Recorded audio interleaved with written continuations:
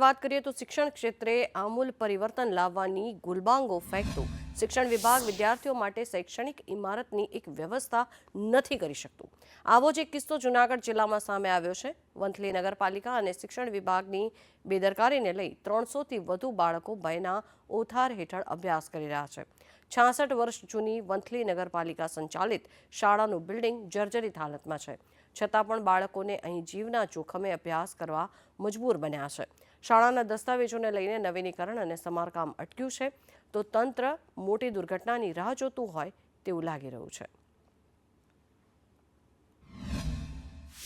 હાલતમાં છે અને જે વરસાદ છે, અતિવૃષ્ટિને કારણે જો ઉપરનો ભાર પડશે અને નીચે ભેગું કડક ભૂસ થાય તો જે તે બાળકોની જાનહાની થાય તેની જવાબદારી કેની છે?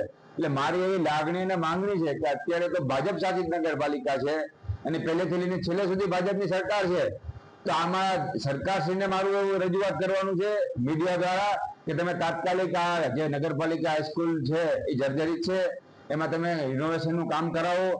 દસ્તાવેજથી ખરીદી કરેલી હતી વંથલી નગરપાલિકાએ, પણ એના હોનારતમાં એના ડોક્યુમેન્ટ ક્યાંક આડાવરા વહી ગયેલા હોય, ત્યાંથી એના કોઈ કાગળ મળેલા ના હોય, જેથી કરીને હાલ અમે વકીલ રાખી અને એની પ્રોસેસ ચાલુ હોય તો ડેપ્યુટી કલેક્ટર સાહેબે એનો હુકમ પણ કરી દીધેલો હોય અને હાલ સુપ્રિન્ટેન્ડન્ટ જૂનાગઢ પાસે એનું સિટી સર્વેમાં નામ ચડાવવા માટેની દરખાસ્ત ચાલુ હોય, ટૂંક સમયમાં એની વિધિ પૂરી થઈ જશે।